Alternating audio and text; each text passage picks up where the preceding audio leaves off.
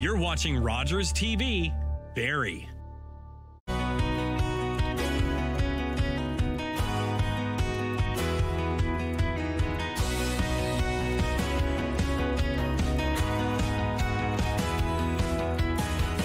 Hello, and welcome to the Ordinary People Show. My name is Jacqueline Dixon, and I'm your host. And I'm excited to be here today as we kick off the celebrations for Black History Month.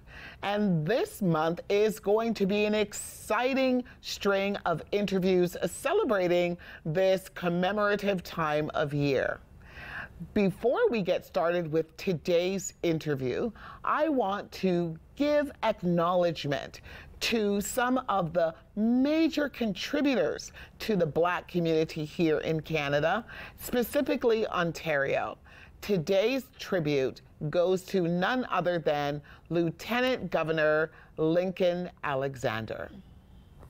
Lincoln Macaulay Alexander, born January 21st, 1922 until October 19th, 2012, was a Canadian lawyer who became the first Black Canadian Member of Parliament in the House of Commons, the first Black federal cabinet minister as Federal Minister of Labour, the first Black chair of the Workers' Compensation Board of Ontario, and the 24th Lieutenant Governor of Ontario from 1985 to 1991. He was the first person to serve 5 terms as Chancellor for the University of Guelph from 1991 to 2007. Alexander was also a governor of the Canadian Unity Council. Thank you, Governor Lincoln Alexander, for your contribution to Black History Month and the community at large. And today, ladies and gentlemen, I'm excited to kick off this series of Black History Month interviews with my special guest in studio today, Shelly-Ann Skinner, the founder of Uplift Black. Hello, Shelly-Ann. How are you? I'm good. Thank you so much for having me as part of your show. I'm excited to have this conversation with you today, and thank you for thinking of me for Black History Month. Absolutely. I'm excited to have you here. I've been looking forward to this interview for some time. So much to unpack about what you are up to and all the plans that you have in store. But before we do that, the Ordinary People Show, of course, I always like to let our listeners, our viewers know that many of my interview guests start from humble beginnings. Maybe you can tell us, who is Shelly-Ann Skinner, and at what point did she decide to step out of the ordinary realm into the extraordinary realm? Thank you. Well, I wish I say this. It's really hard to kind of narrow it down, but in a nutshell, Shelly Skinner is, a young Black dreamer is where I kind of started, my journey. And it really started with self-discovery and trying to have a more understanding of self. Growing up, there wasn't a lot of representation of Black queer people, in media and anywhere. And so the only, representation that I did find was very minimum, and it really just represented white communities and their experiences. And so growing up in a home where culturally it wasn't really understood or even tolerated, I had to really sit and question some of who I was, deep down who I was. And so that's been a journey of self-discovery and really connecting with other people in the community who are going through the same type of journey, trying to find love for themselves, find community. And I found that at in my early 20s when I went out to university in Montreal. I stepped into a space of, learning about queer and gender studies and learning about, the the climate and the times for people who are part of the LGBT community in Montreal in the early 2000s. And at that time, there was a lot of conversation still about HIV/AIDS and that pandemic. And I was lucky enough to be able to be involved in having speakers come and talk about it and influence and inspire others to get involved in the movement and to try to change things.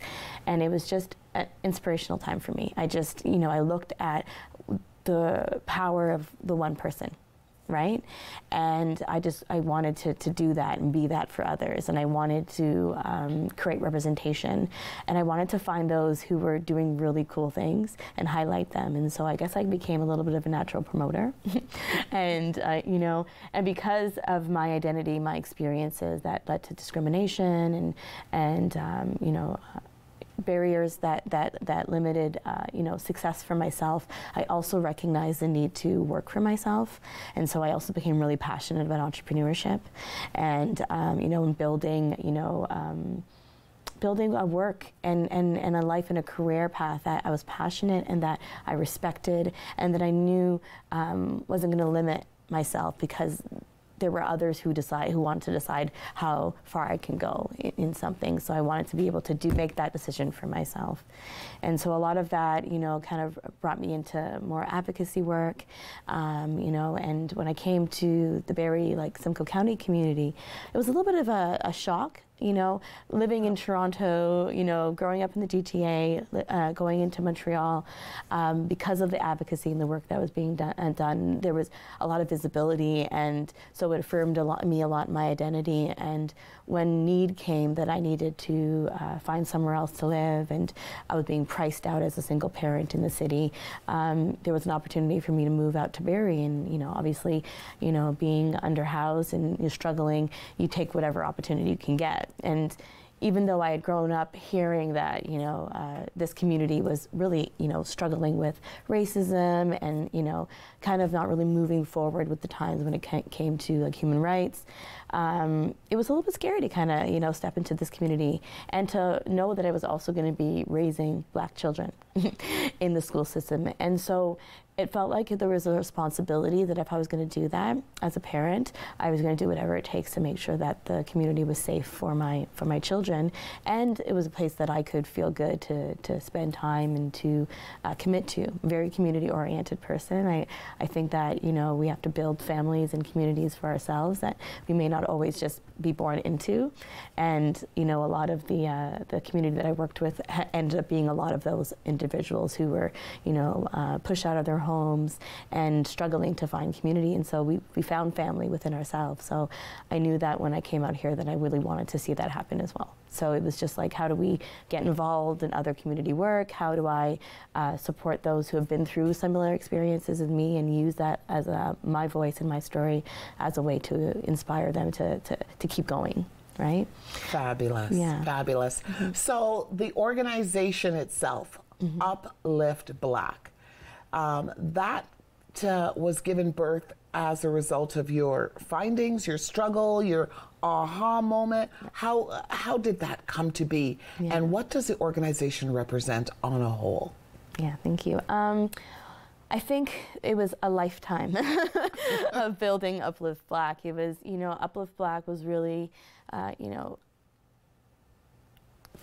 gaps that I found in some of the social services and the programming that was happening, that I felt like was sort of not really being acknowledged, and out of frustration. So, after trying to navigate, some of the programming for myself as family in need, but also as resources and sharing within other communities, there were not much for people, who were Black and looking and dealing with racial trauma and limited access to things that would just uplift their lives. I was constantly looking for support there, and there wasn't a lot that was available or visible enough. And so there was also working with Barrie Pride and working in the LGBT community.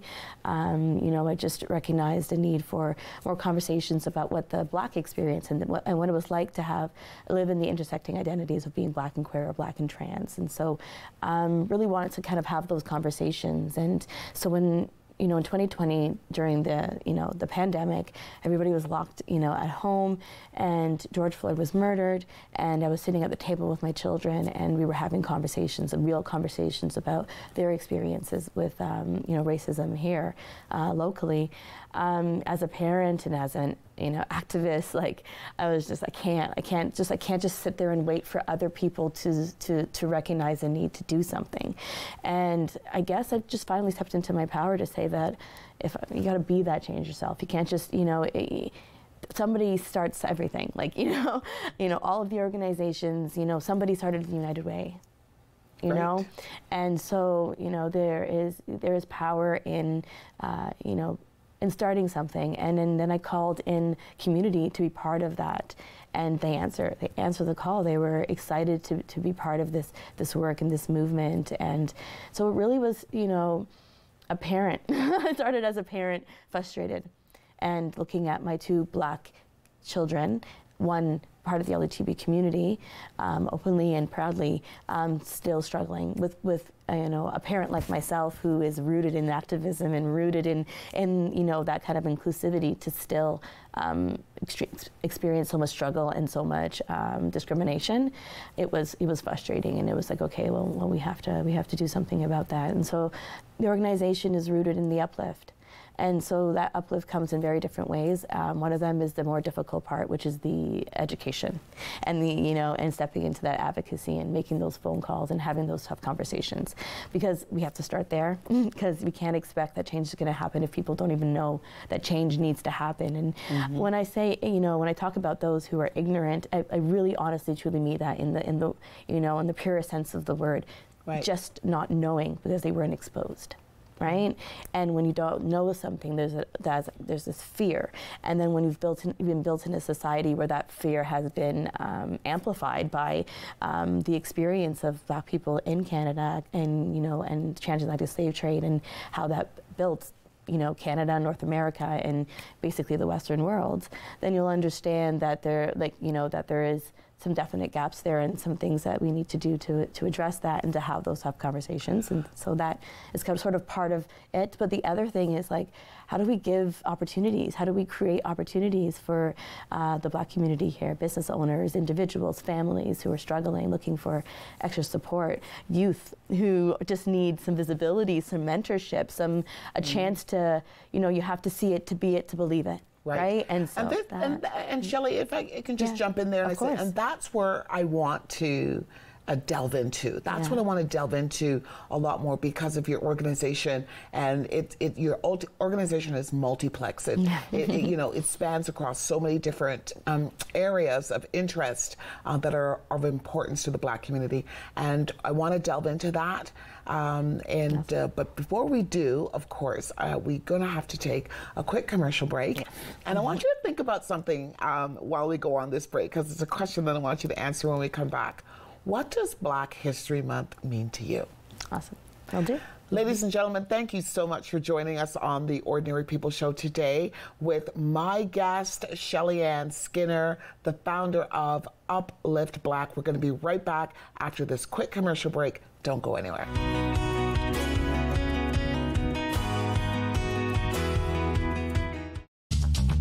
This program is brought to you by Ignite TV. Now you're in command. Visit Rogers.com for more details.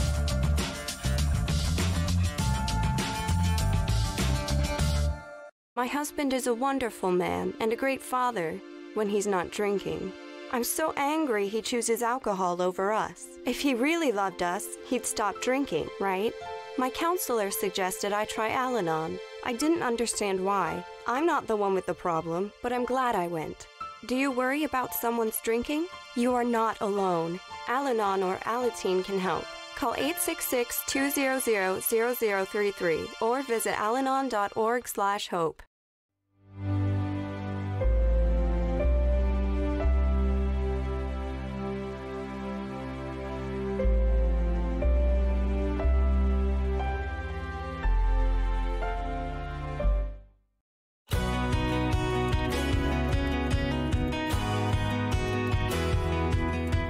And thank you for returning to the Ordinary People Show. Welcome back, everybody.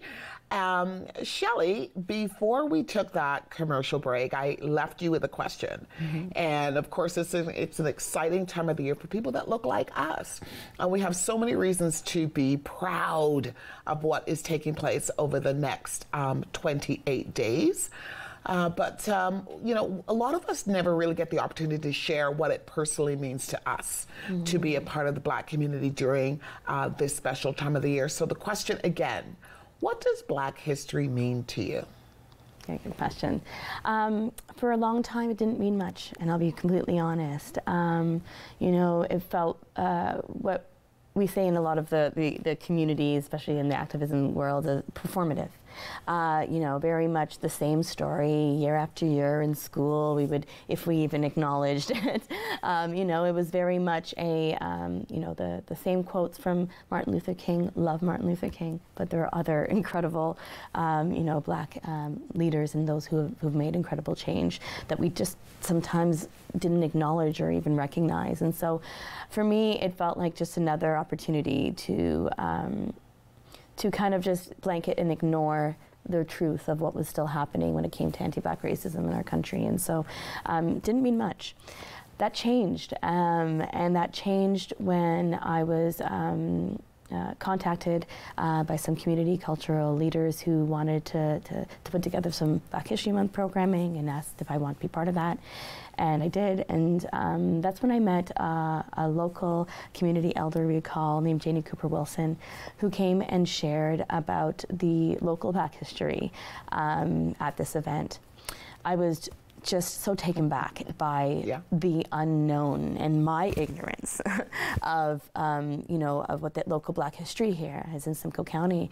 And I just wanted to know more. I just wanted to you know, really just figure out a little bit more about what was happening. And I started to do my own research.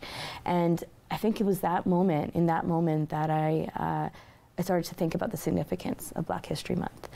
And I started to take a, you know,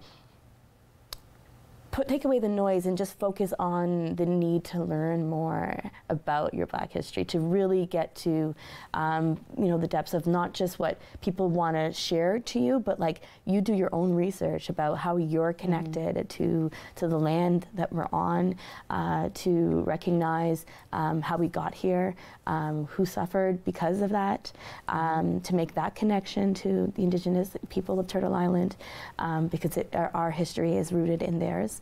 As well, and then to think about how I can play a part of creating, you know, a future that people want to talk about, right? That people want to celebrate and share when they start thinking about Black history in the future. So to me, Black history is a look back and a way forward, which is actually some of the programming that we offer in our education and understanding of like looking back with the hopes of moving forward to create like real, you know, positive change. And so, and so meeting Janie also meant doing a tour around Simcoe County and learning about some of the local Black history sites that we all need to know about. And so now it is an extremely important time to find out more for myself, not even necessarily for anyone else, but for what I can do as a Black community to stay connected to the future. So to work with our future leaders, like our youth, which we're doing with Uplift Black next month, this month, this February, and this recognition of Black history here. And just to keep having the conversation and to recognize that things aren't what you create and what you want them to be, and you're allowed to rethink and reimagine, and that's what I did with Black History Month.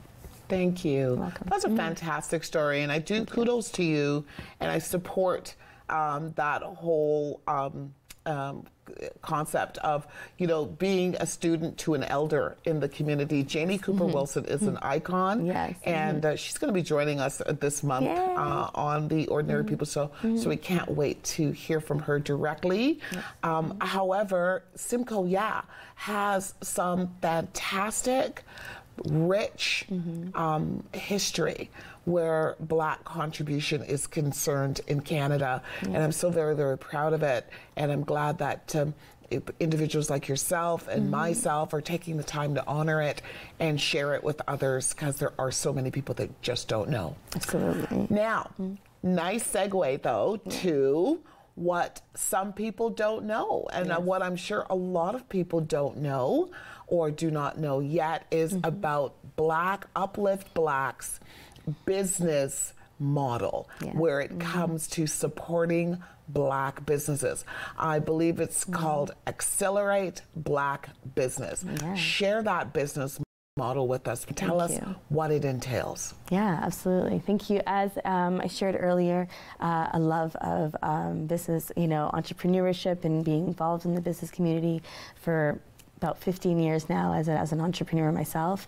I just saw the incredible benefits of creating and starting your own journey and your own passion, and when it comes to work, and because we have to survive, it's part of life, so let's do it in the way that inspires us, right? And so I, as a natural promoter, it felt right when Uplift Black was started, and when I thought about Uplift, I think about all the things in which would increase the quality of life for Black individuals living in our community. And one is access to safe workplace and safe working environments that they can create for themselves, and that and being innovative and seeing a change within the community starts usually with us taking an effort and stepping into those roles to make that change.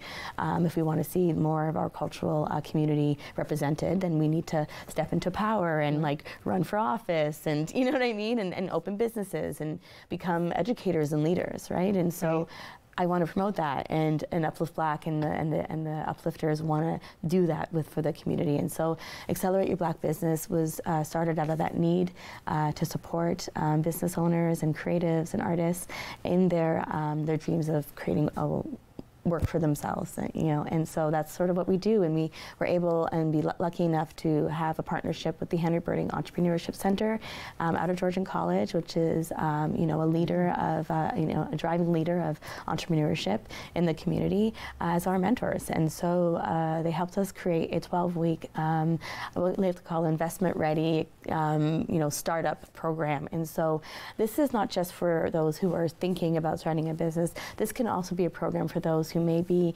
2 to 5 years in a business and finding that they're not getting to the next step, or struggling with growth, or maybe recognizing that now that they've been in the business that this may not be the right way forward. And so looking for some of that guidance and support, but also looking to be involved in a space where they can be people who understand their cultural identity, their experiences, where they may have been some limited access or barriers to be more successful, to be in a room with those individuals, and to be mentored by those who look like them, who are successful in their own businesses, but also with the allies, the ones who are leading the change in the community when it comes to stepping into that allyship and supporting those who are equity seeking and deserving in our community through using where they have a space of influence to make change. And so with the Henry Birding Entrepreneurship Center, with help from the Small Business Center in Barrie, even a Barrie Public Library have been integral parts of building that program. We just wrapped up our second cohort of the program, and so we start again in September. And so we invite the community to be part of that program, and that relationship doesn't stop there. So we continue to offer, promotional services. So if there are shows that we are part of when it comes to business development or even artistic, creative opportunities, we invite these businesses to partake in those opportunities, and we continue to resource share when it comes to funding and just more professional development services that are being offered. So it's a network. It's a network of sharing of ideas, of providing mentorship, and just staying connected to support each other, because it can be really lonely out there sometimes when you're an entrepreneur. Definitely, and I see the need for this, and I'm sure that Black business owners that are currently residing in Barrie and operating or Simcoe, for that matter, can see the benefit of having an advocacy and help with getting their business established and running operationally and sustainable. Sustainable businesses is what we need. And having an organization that is geared to taking care of those needs is something that has long been overdue in the Simcoe region, and we just want to applaud you for that. Thank you. How are you getting the word out? How do Black business owners or entrepreneurs who are thinking about getting, whether it is into the arts or establishing that brick and mortar location for their hair salon or grocery store, how do they get a hold of you, and what are the steps that they would take in order to get involved with some of your programs? Wonderful, yeah. So we've really relied on our ecosystem of support and our community partners to get the word out to those who are in the community who are Black, who are looking for extra support when it comes to entrepreneurship. So the relationship with the Small Business Center and Henry Burnick has helped, but also some of those communities outside of Barrie, Innisfil, that are doing some of that work, like the South Simcoe network of entrepreneurs, out in Aurelia, the development center there. So just really, letting other community organizations servicing businesses, let them know that we are here. We're here to also offer some support and guidance, and so that's been really helpful. We actually have, we don't just service the Simcoe County region when it comes to our program. We actually have quite a few businesses in the GTA, in the city, in Toronto, in Mississauga, Brampton, who have joined us in the second cohort, who've been really, loving the program and wanting to continue and continuing to do other works with us in some future work. So it's really exciting to see that it's growing, and we continue to grow. And so how you get involved is you just reach out to Uplift Black, so upliftblack.org, or on our socials at upliftblack.org as well. You'll find us on Facebook, on LinkedIn, on Instagram. And because we are a small, still grassroots organizations, it can be difficult to really get, out there and boots on the ground, hitting up, wherever we can. So we really do encourage you to reach out to us. Let us know about initiatives that you have, things that you want to, do in the community. If you want to support and mentor some of these businesses, please reach out to us. If you are someone who wants to start a business in the community, reach out. We have an incredible ecosystem that we can pull from to support you, and even just come and sit down and have a conversation like this at your pace of business, help do some promotion on our social medias with those who follow us, who know that we're connected to the businesses in the community and follow us because they want to be connected as well. But just join in on it. We've got some really cool things happening. We just moved into our center on Dunlop Street in downtown Barrie, which houses a space for us to organize and work towards social good together. So we call in other organizations that are doing that work to come and collaborate and use the space.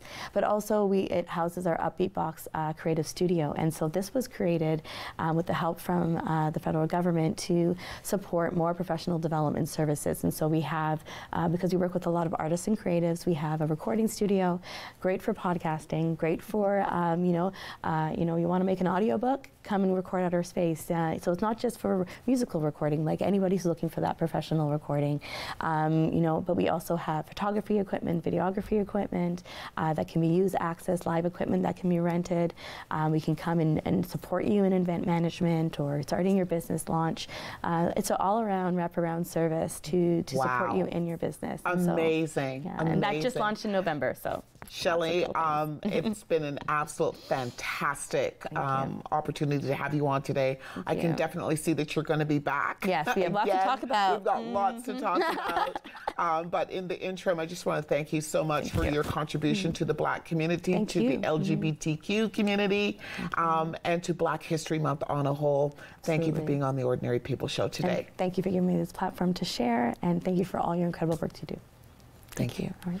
Ladies and gentlemen, thank you for joining us once again on the Ordinary People Show. Have a fantastic Black History Month, and we'll see you soon. Cheers.